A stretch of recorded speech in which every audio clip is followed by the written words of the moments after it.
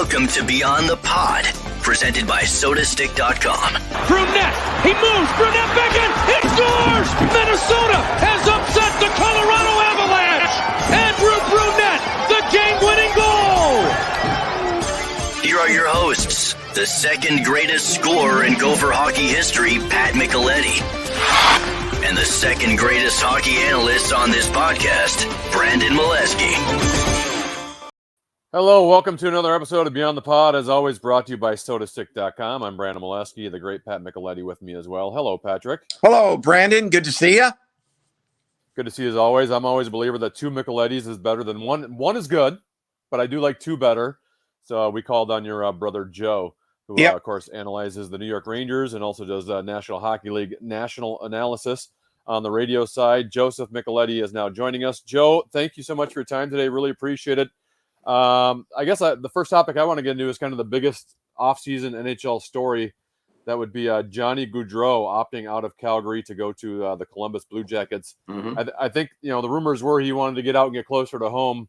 How surprised were you that he landed in Columbus, of all places? Yeah, to a certain extent. I mean, I thought Philadelphia or New Jersey would be the two teams. I think most people did. And so I think it surprised a lot of people that he went to Columbus. But you know what? We criticize so many athletes these days for only taking the money. He turned down a lot more money to stay in Calgary than to move on to a place he wanted to live. I mean, he and his wife are expecting their first child. And I will say this: Columbus is a fabulous community, to live. Even a player like Rick Nash, who was their number one pick years and years ago and retired, he always kept his home there. He's always lived there, and now he's back there afterwards. So can I criticize the guy for deciding to go to a place that he wanted to go, which he thought was the best place for him and his family? I can't. Now, is it the team is he going to get them into the playoffs this year? Not sure they're ready for that. So he might go a few seasons without playing any playoff hockey. But I'm not going to criticize him for taking less money and going to a place that he felt was the best place for him long term for him and his family. When you say they're probably not going to make you didn't say that they wouldn't make the playoffs. A difficult time making the playoffs. Would that be because the East is just so darn tough? Yeah, well, I think it's a combination of factors, Pat. What you just said is certainly part of it, because their division, I think, is as difficult as any division in hockey. Mm-hmm. So, and I just think that when Columbus lost all those key players a few years ago, with Panarin leaving as an unrestricted and a group of others, without getting any compensation back, and of course there's always this argument. Instead of just making the playoffs, and of course they wanted to do this for their fans, which is important.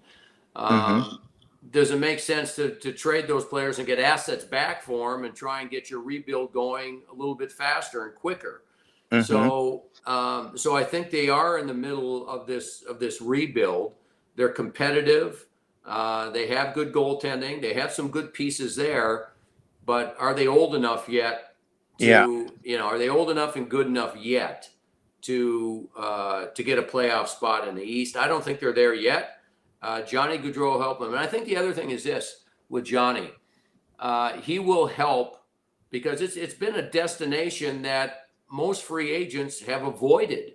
Yeah. Right. For years. Everybody's kind of wanted out for whatever reason. And I think with Johnny going there, he'll send a message to other free agents that, hey, listen, this is a good place to be. It's a good fan base. They got a beautiful arena. It's a great area to raise your family. And there's no other professional sports there. I mean, that's the hockey is it. Even though you've got Ohio State football, but I think he's sending a message that, listen, I'm willing to come here and grow and help this team win. And I think that'll be a positive for them in the free agent market in the future. That cannon annoys me, though. Well, and then when it rains, it pours in Calgary right now. I have to imagine it's very deflating up there to have the year they had. They win the Pacific Division. Probably had a disappointing exit against Edmonton with a chance to go to the Western Conference Final. Then all of a sudden, you lose Johnny Gaudreau, and now it looks like Matthew Tkachuk wants out as well. Yeah, I think if you're Matthew Tkachuk, he played on, that line I think was the best line in hockey last year. Yeah. And so Matthew Tkachuk has a career season with 42 goals, and when he finished with 100 points or 106 points, whatever it was. And he's coming off a contract that was paying him $7 million a year. So either way, he was going to get paid. There's no question he's going to get paid. So now I think a couple of things. So you lose a left wing that is a fabulous playmaker in Johnny Gaudreau that helped you get to that level. That's one thing individually. The effect it has on your team is obviously another factor. And then the question that I don't think has been talked about enough, and I don't know where he's going to end up. He's going to end up someplace. But I would have loved to have played with Pat someplace. I would have. I mean, I that would have been, with Fabulous. all our, to be able to play with your brothers, like I was able to play with Donnie in high school and Don in college. And, but I would have loved to have, I think back to Pat, I don't know if you remember this, but way back when in the summer of, up in Hibbing, when we put on a charity hockey game for all those guys up there, right? And the starting line, so the coach was our dad. Yep. Our starting lineup was our brother Andy in goal, our brother Jerry on defense with me, and then Tom was there, and you were there, and so Don, and Donnie. Yeah. That was our starting six, and it's still something and we just raised money for the local hockey program there.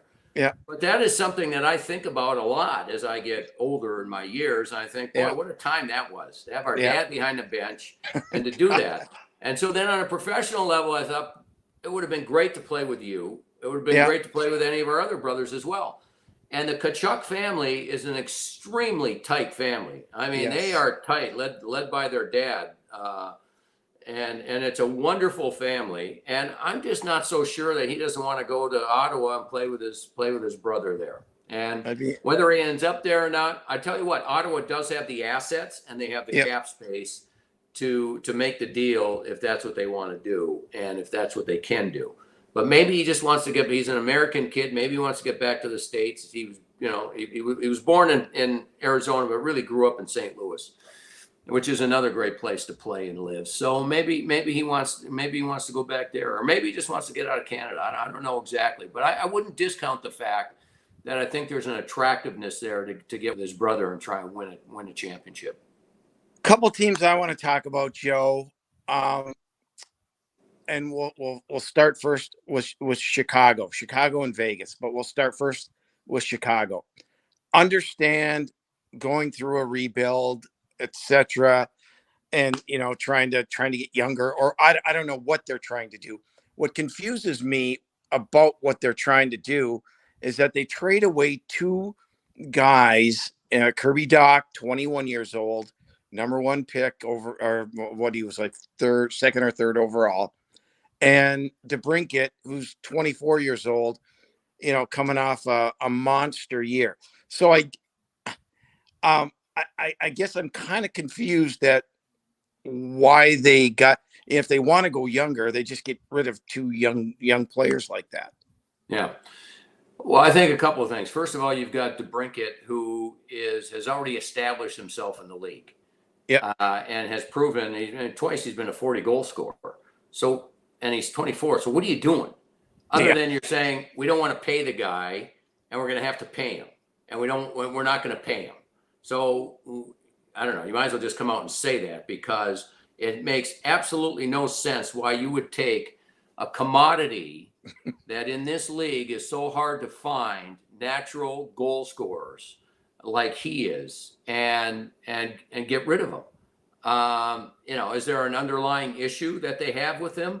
Maybe, because the one thing I will tell you is that we on the outside never ever know the full story about what's going on the inside. Mm-hmm. That's just, I was on the inside for a few years, and sometimes the things you hear being said on the outside are inaccurate.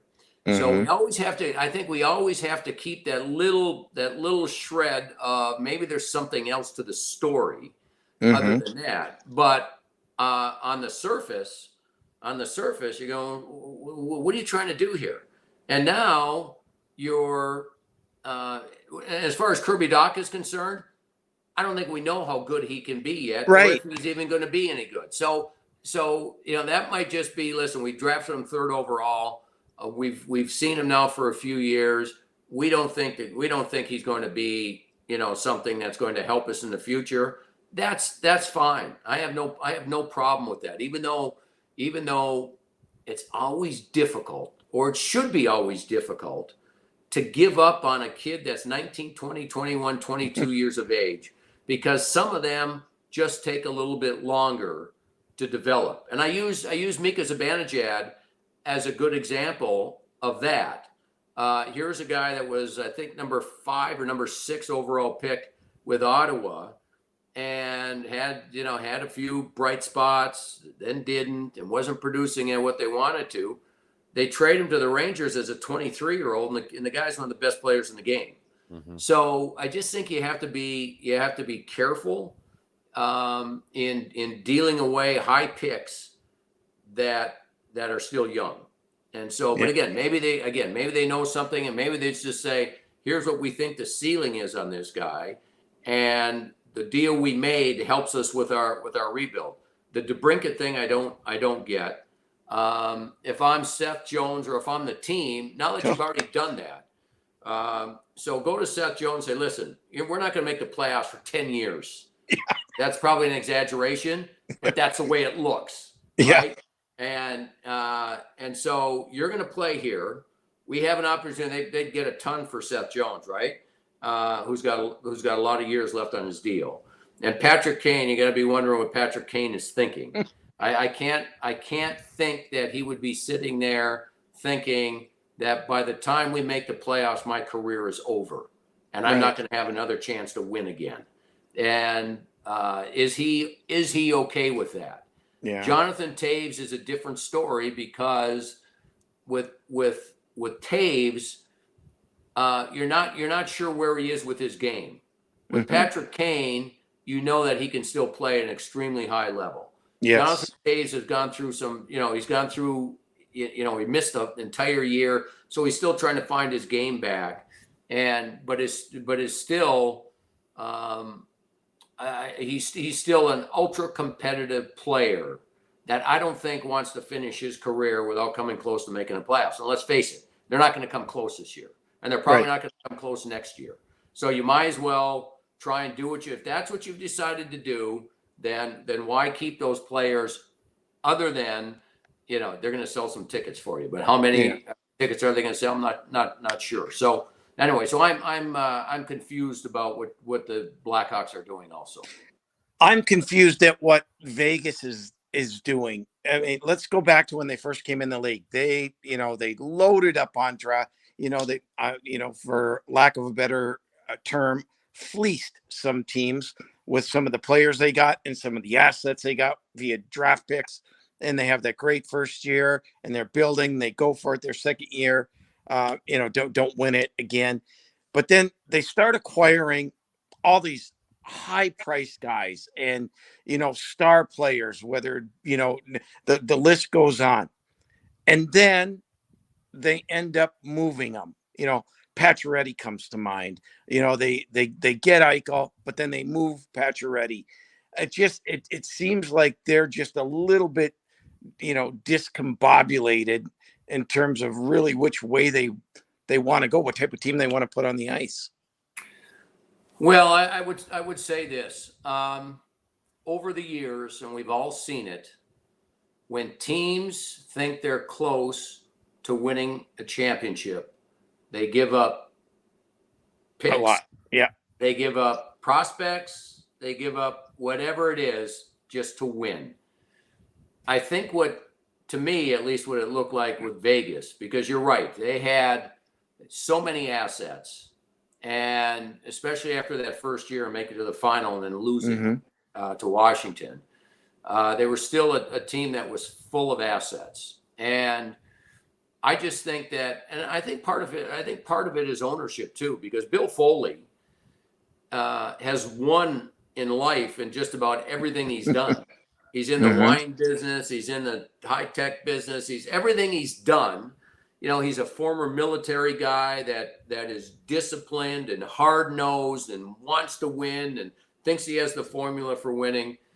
And so, which I think is a great attribute to have. You know, I'd love to play for somebody that just goes, we're gonna win a championship this year, and that's what our goal is. We're gonna do everything we can. But of course, that comes with a lot of risk, right? And so if you miss out on it, which they have, now you've got a problem. And the other thing that's always difficult to gauge is that when you bring in a group of players that are not only high-end players, but a bunch of them have been captains on their other teams. Yeah.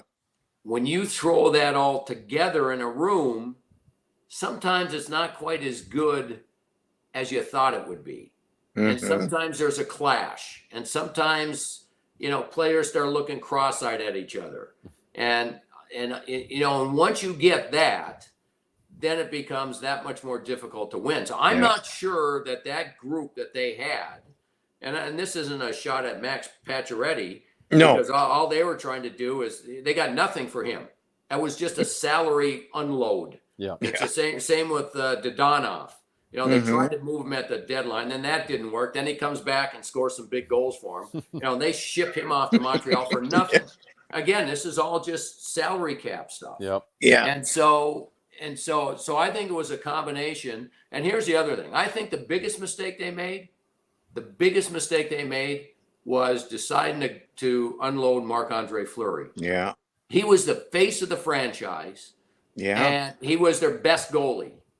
And there's been nothing but issues since he has left. Right. And I think it's a big problem there. I don't know where that's going. But there are so many stories out there about things that happened going down the stretch with the goalies and the coaches and who's doing what, and who's saying what, and it turned into a mess. So now you have all these issues. You got the cap issues, and you're trying to still win a championship. And again, sometimes all those risks end up turning into something that is almost unmanageable. And I think that's what happened, and I think they're trying to get it back. Well, you mentioned still some great players there. Yeah, there's still some really good players. And if they can find the and maybe Bruce Cassidy, the new coach, will install something that's different. And again, I think Pete DeBoer is a heck of a coach and a good guy. But sometimes it is, as we see, it just, sometimes you need to make changes, and it's easier to change coaches than it is players. Well, you mentioned Marc-Andre Fleury, so we'll segue to the Minnesota Wild here. The Wild re-signed Marc-Andre Fleury. They trade Cam Talbot to Ottawa. They've traded Kevin Fiala to the Los Angeles Kings. Really haven't done a whole lot in free agency, just based off of their salary cap. Overall, how do you evaluate what the Minnesota Wild have done this offseason? So you can sign me up as president of the Bill Guerin fan club. Yeah. Okay. I'll be the president of his fan club. I'll be your vice president. The guy's got guts. Yeah. He's got as much courage and not afraid to do things based on what he knows it's going to take to win than anybody. He's not in a position yet to do as much as he wants. He's got to wait another year or so. Okay, because he's got obvious cap issues, and especially when he got rid of Suter and Parise. But you know what? He said, this is what we have to do to turn this into a winning atmosphere and a winning organization. We got to make these moves. I know there's criticism. I don't care about it. And just look at his resume. And it's not always just a resume on paper. Okay, if you look at his resume on paper, you think, slam dunk for this guy. Won as a player, paid his dues to learn how to be a GM, won as an assistant GM, a couple of cups as well. So he's got the resume on paper.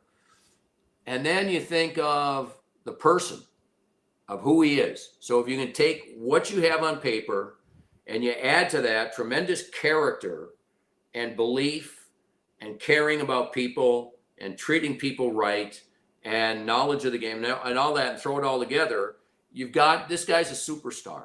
He is. He's a superstar that you have to give it. You got to give it another year or two in order for them. And this was a team that even through all this, they were still super competitive. And so I love the guy, and I think he's. I think if you're a fan in Minnesota, I think you should sit back and go, you know what? I see something good here, and we got a chance to win a Stanley Cup in the next number of years. That's the way I would look at it. Let's stick kind of with the Wild. This is also kind of an NHL story. With, here locally, we know about Kaprizov going back to Russia, and there's concerns about will he ever make it back, frankly. And what do you? I don't know how much you know in this situation with all the Russian players that have gone back over there. Is there a reason for us to be concerned that they might not make it back for the season? Yeah, with what's going on in Russia. Yeah, with Kaprizov and all the other Russian players. No, I think the obvious question to that is yes, and it's because of what Russia is going through right now. And again, it's easy for me to say this, but if I'm a Russian player, I better be darn careful about going back. And a lot of players have, and I've actually been surprised. And like one of those players that I think he's still back there right now is Artemi Panarin. And the thing about Panarin is that he has been anti-Putin for years. He has completely been on the opposite side of what Putin is doing, his attitude, the person, his political views, all of that. And Panarin has been the complete opposite. And so I was really surprised that Panarin went back. He went back with his pregnant wife. They got to come back a little bit earlier because she is pregnant and due this September, I believe. And so there's just so much going on there. And even with Ovechkin, Alexander Ovechkin, I love the guy. I've known him since he came into the league. I love the guy. But he's been a supporter of Putin for many years. Okay. And so when all this stuff went down and the war started with Ukraine, his wife was over there with his kids, and I think there was some, everybody wanted him to stand up and put down Putin for what he was doing, and yet here's a guy, he's got his family over there and his kids. That's tough. It's a really tricky situation. And really, and I can't tell you. I can't tell you whether he's still supporting Putin or not, or where he is in this whole issue. The only point I'm making is that these guys are in a tough situation with some of this stuff. And so, do I have an answer? Do I have a feel for what's going on? No. I mean, I would expect them to be back. I would expect Kaprizov to be back and these guys to be back, because to me that would only cause even a larger issue, but again, maybe Russia doesn't care about even larger issues than what they're in right now. So, I don't have a real answer for it. I just know that there's a lot of factors that are playing out here. Since we're talking about Russian players, one guy that we have to talk about who was phenomenal, who you had a chance to see every single night, and that is Igor Shesterkin. Yeah. Now, typically what we see out of goaltenders is it takes them a little bit longer to make it, to get established, to play in the league. This kid is young and might have been the best goalie in the league all year. Yeah, well, he was. He was the best goalie, and here's the defense. I mean, this is a perfect defense of drafting a player and leaving him where he is for a while and letting him grow up. I mean, and that's why I think that these teams that are drafting some of these college kids, they feel fine about letting them grow up in college. Yeah. You know, right? And not just grow up mentally, but grow up physically. Right. You don't have to pay them. You take the risk that if you don't get them under contract, 3 After years down the road, yeah, that they're going to be like Jimmy Vesey. He's going to become an unrestricted free agent, and they got the world ahead of them. That's fine. But a lot of these coaches and organizations now, they don't want to, unless this 18, 19, 20-year-old kid is so good that you can't keep them off your roster. They don't want to bring them up just, for show candy, to show the fan base, we're going with these kids. They want these kids to be able to step in and play. So with Igor Shesterkin, he was a 5th or 6th round pick. Yeah, okay. Really? They weren't in a hurry to bring him over. They let him develop. So now he goes to the KHL, right? Wins a championship in the KHL. His numbers every year keep improving. And then he gets to a point, the kid's now mature. And he's the one who says, I'm ready to try and play in the National Hockey League. So they bring him over, sign him to a deal. He goes to Hartford for half the year. Took him that long to adjust to the smaller ice surface. Even for goalies, it's a big adjustment with angles. Yep. So he adjusts to that. Didn't have a great start, but by the time he got recalled in January, the kid was lighting up in the American Hockey League. And then it's been, the story's been, he just hasn't slowed down at all. He's just so good, and he's so down to earth, and he's got a quiet confidence to him. And because of COVID, we haven't been able to spend as much time over the last couple of years with these players as we normally do at practices in the locker room. Haven't been in the locker room for 2 years. So, but what you see and what you hear from him, and what his teammates and how they talk about him, his competitiveness, when he gets in that zone before games, they leave him alone, and the kid's just off the charts good. He is so competitive, so athletic, and so deserving of winning the Vezina. And if he would have won the MVP in the league, that wouldn't have been a big surprise either. Mm-hmm. All right, Joe, I got one more for you. Typically the big price tag free agents go early in free agency. That's when teams have as much money available. There's competition yet. We're 9 days after the first day of free agency, and Nazem Kadri is still a free agent.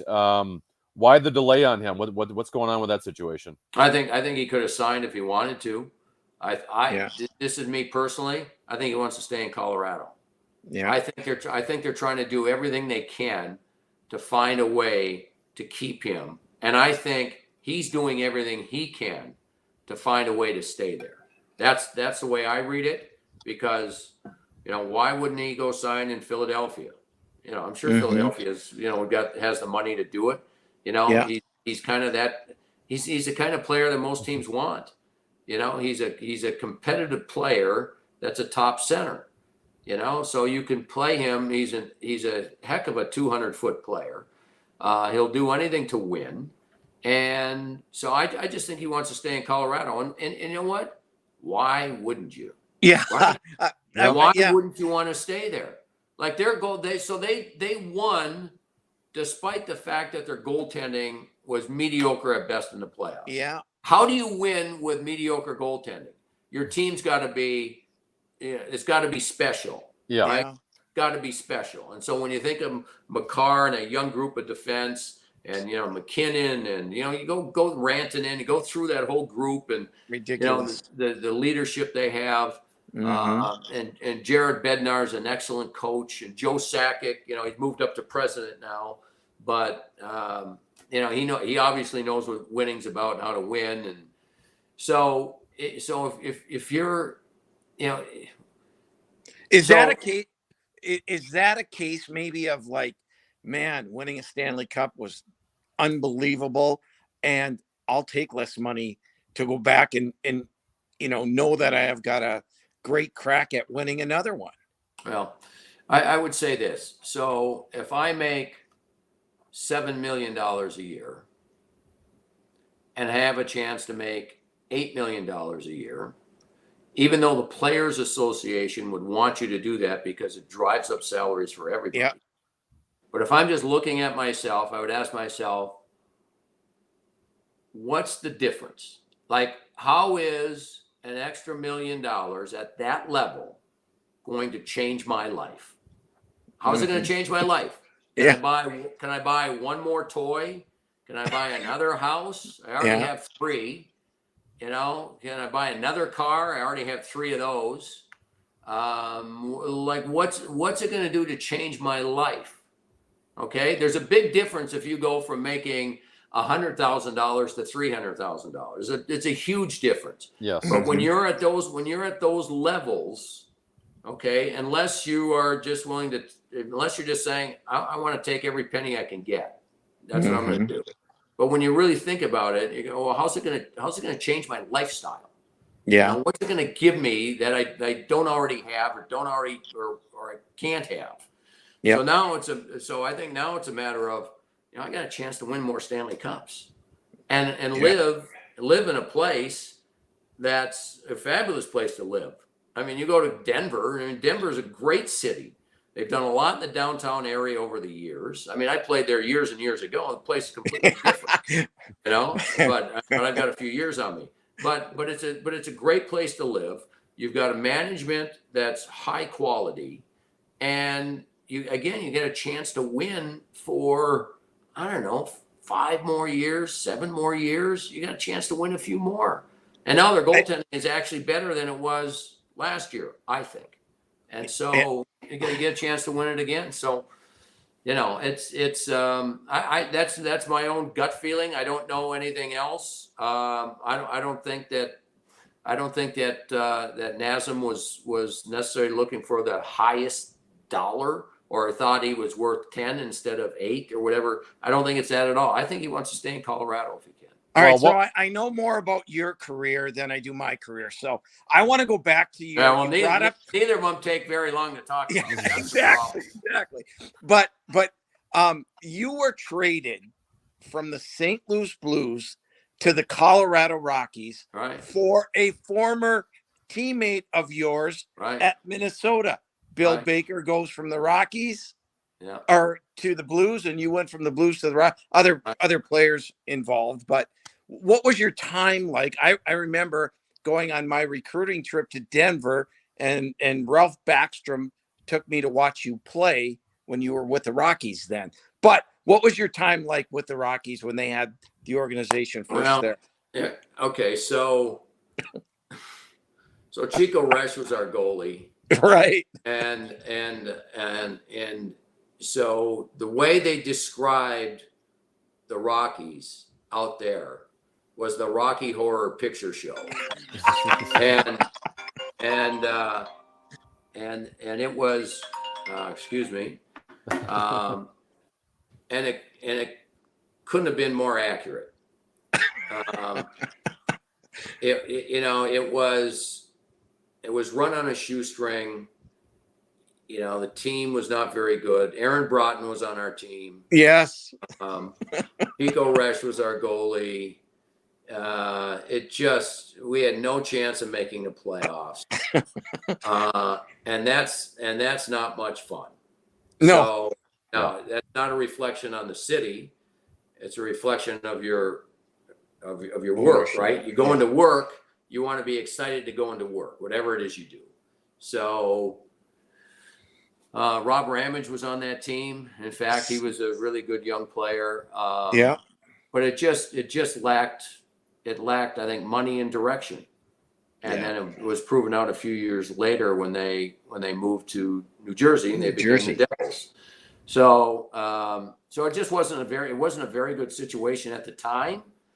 And sometimes it just takes there's a development period, but it just wasn't working. There was a lot of players going in and out of there, and it wasn't my finest moment. Let's put it that way. Joe, we always love having you on. You're the best in the business. Really appreciate your time today.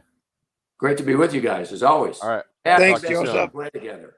Yep. All right. Yeah. All right. Darn it. All right. Love you, Joe. Thanks. I got to turn you into an all-star. Exactly. All right. All right. Take care. Thank you, See you Joe. guys. Appreciate it. Joe Micheletti does analyst work for the New York Rangers and obviously does Yep. stuff on a national level as well. Before I talk to you, Pat, I want to mention sodastick.com. Go to sodastick.com to get your original Minnesota sports inspired goods. If you haven't seen the stuff yet, you got to check it out. They have just partnered with the Beauty League. I'm going to show you the hat right now if you are watching on our YouTube channel. How'd you get one and not me? Well, you got to know the right people, Pat. You got to know the right people. Know. That's true. Good point. Hold on. So there it is. How cool is that hat? That is really cool. I think they do great work. I think the kids call that lit. So yeah, all of their apparel screen printed here in Minnesota on super soft, super comfy shirts. You'll love it, and we're going to hook you up with 15% off your next order. So you want that Beauty League hat, you can use the code KFN for 15% off. That's sodastick.com, original Minnesota sports inspired goods. Use the code KFN for 15% off. We kept Joe so long that I didn't follow up on the Kadri question, but the topic of Kadri maybe wanting to go back to Colorado. Nathan McKinnon's kind of in that same boat, right? Because he has one year left on his contract. If he's going to get paid, it's going to be this year. He's frankly, Pat, been underpaid compared to what he's been able to contribute over the years. Right. They got him on a pretty good deal where he's been making $6.5 million. So this is his chance for a massive payday. But at the same time, if you want to be a part of a special team for a long time, then maybe you can't take as much as you'd want to take. So that's another interesting financial situation in Colorado. Yeah. How many cups does he want to win? Because if he gets paid, it blows up, some of the guys that they won't be able to keep. So that'll be an interesting scenario next year. But I think Joe made a great point on Kadri and just wanting to win a championship, because I don't know if you've been on any championship teams, but winning a championship does something to you. And you just, once you get one, you want another one, because there's no other, the money kind of goes out the door kind of. You just want to win. And I can see him wanting to go back to Colorado, and, they're going to have another crack at it next year with Kadri or without Kadri. So that'll be interesting to see how that shakes out. I was only a state champ in baseball, Pat. 12-year-old. That doesn't matter. But 12-year-old state champion, Osseo Maple Grove. Yeah. A great feeling, though, right? Sure, yeah. Nothing better than celebrating with your teammates. Everyone is involved, and you win it together. There's nothing like it. All right, one Wild-related topic. Michael Russo of The Athletic last week on his podcast said that he believes that Bill Guerin has been quietly shopping Matt Dumba's name around. We spent a lot of this past year people talking about, is it Fiala or is it Dumba? And I kind of suggested, why not both? I like Matt Dumba. Yeah. But I don't think you can extend him. I don't think you can give him a contract extension, given, they've kept the door shut on Kalen Addison because they have so many players and players making money that they haven't allowed him to really get a chance. And frankly, Pat, now from a prospect standpoint, they're pretty loaded on the blue line. Now, they're prospects. There's no guarantee those players will become great players someday, but they have a lot of good defenseman prospects. So it doesn't make a whole lot of sense to give Matt Dumba a contract extension. So it's just a matter of, do you trade him this offseason? Do you trade him for the deadline, or just let him play out his contract and get that $6 million in cap savings? You have to look further than the upcoming year to understand some of the moves that are made. And when you look at Matt Dumba and he's at $6 million, Matt Dumba's not going to say, oh, okay, yeah, I'll take half of that and stay here. And you have other players that are going to be due money. Boldy, for example, will be hitting that level. There's probably a couple more, but ultimately it's to build for a championship. And if you know that you can't get or you won't be able to sign a player for what he will be asking, then you have to be cognizant of that and move him at the right time. There's a right time and a wrong time maybe to move a guy, and if you have to just project ahead a little bit. And I think that's what Billy's trying to do now is, okay, what do I have coming up? I know I've got maybe a Faber, maybe a Peart, maybe what's his name? Lambos or Rourke. You've got guys like that. And then what do you have coming up front? Okay. And that's maybe why that they're not going to make a deal for that, higher price forward right now, because they have Kustadinov coming. They have, some other young forwards that potentially are going to take spots. So, it's just not as simple as looking at the current roster and say, well, we have this much money now, we're going to add. So there's just a lot more that goes into it than some people realize sometimes. And I tell you what, Pat, I know we're kind of in this waiting game for the Parise Suter contracts. Yep. They have a chance here to have something very special. With the, right now their prospect system is considered one of the best in hockey. Yeah. You've got your superstar in Kaprizov. Now, by the time you get to that, you need to extend him. So hopefully he'd want to stay here. But they've got a lot of opportunity with cap space and prospects and Kaprizov on your team about 3 years from now to have something special going. They really do. And that's why I kind of brought up Shesterkin and his road to the NHL. Well, the Wild are sitting there with a former 19th overall pick, right? I think 19, something like that. And Wallstead. Yeah. And people say, boy, are we going to? He's not going to be rushed. He will. McIntyre, who's their other goaltender in Iowa, will come up before Wallstead will next year, because Wallstead will need that year. And once he gets solidified, and all reports on him, Brandon, we've talked about it, is that the kid's going to be really, really, really good. And once you get a goaltender like that, and with all the other younger pieces that they have coming, boy, oh boy, this team really is going to be pretty good for a lot of years, and a team that can contend, in my estimation, for a cup in about 2 to 3 years. You just have to have a little bit of patience. All right, final topic before we get to stick taps, Pat. It's always a little dangerous to read journalist reports from prospects camps. Yep. You really don't know what to how to gauge that. That being said, Matthew Knies for the Gophers in Toronto. Reports are he was basically the best player in camp. I saw a video of him doing like one-on-one battles, and he looked absolutely amazing. He had a great year last year. He looks like he's prototypical professional size, type, strength, skating combination, can score. I think he has a very bright future. Well, not only that, but what a smart kid. And, he understands, and I think his relationship with Austin Matthews has helped him quite a bit too. Matthews told him, listen, don't come out until you're ready, until you mature, until you get your game to that level where you can step in and play. And he recognized that. There's still some parts of his game that he has to improve on. Not many, because he is a horse. But that's from the physical side. But from the mental side, when you're as young as you are, and then to go and play with 25, 26, 27-year-olds, guys with kids and families, it is a monster step. And thirdly, he wants to win a national championship. And so, I tweeted it out after I read what he had said, just about the three things I talked about. And for any kid out there that's young and wants to go from 0 to 100, hey, stop at 5, stop at 10, stop at 15, grow, develop, take your time. And that you'll have a better chance of succeeding if you do that. And I hope other kids see what Matthew is doing. And, I really applaud what him and Brock Faber, same thing, wants to come back, win a national championship. All right, Pat, as always, we finish every podcast with some stick taps. Who would you like to give a stick tap to today?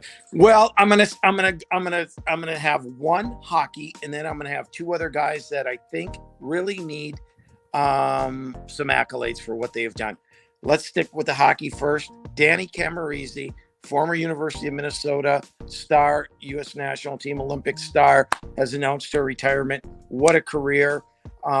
What a person she has been for the younger girls that want to play the game. And I give her the big stick tap there. And then secondly, two guys, two different sports. Well, kind of baseball, football for one guy. Bo Jackson, $170,000. He is donated to the Uvalde children and all of their funerals. Yeah. I think that is just phenomenal. And JJ Watt, a girl who wore his jersey, and JJ played a little hockey growing up, him and his brother in Wisconsin. So he's kind of got a hockey connection, and is offered to pay for this girl who was going to sell his shoes that she had, his jersey. And he said, no, you keep those. I will pay for the funeral of your grandfather. And what a gesture. And so for those guys, I applaud them. Look at you doing some non-hockey stick taps. Yes. And I only had one stick tap today, and you covered one of them. It was going to be Danny Cameronese.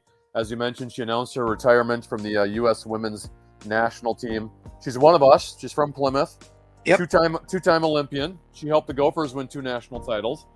In high school, she led Blake's school to 2 state championships, and she was also the Miss Minnesota in hockey when she was in girls hockey. So, stick taps to Danny Cameronese. Thank you, Pat. Appreciate it. Yep. You too, Brandon. Have a great week. All right. He's Pat Micheletti. I'm Brandon Mileski. This has been another episode of Beyond the Pod. As always, you can watch Beyond the Pod on the KFAN YouTube channel. You can listen to it on the iHeartRadio app or wherever you get your podcasts. And thanks to SodaStick.com, SodaStick, for sponsoring Beyond the Pod. We'll talk to you next week. Bye.